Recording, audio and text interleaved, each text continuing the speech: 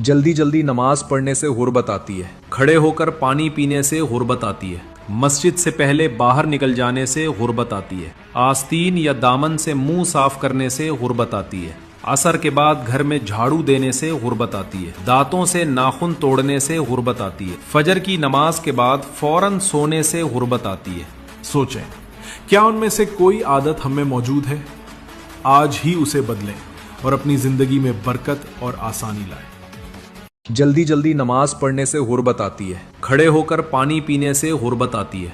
मस्जिद से पहले बाहर निकल जाने से गुर्बत आती है। आस्तीन या दामन से मुंह साफ करने से गुर्बत आती है। असर के बाद घर में झाड़ू देने से गुर्बत आती है। दांतों से नाखून तोड़ने से गुर्बत आती है। फजर की नमाज के बाद फौरन सोने से गुर्बत आती है।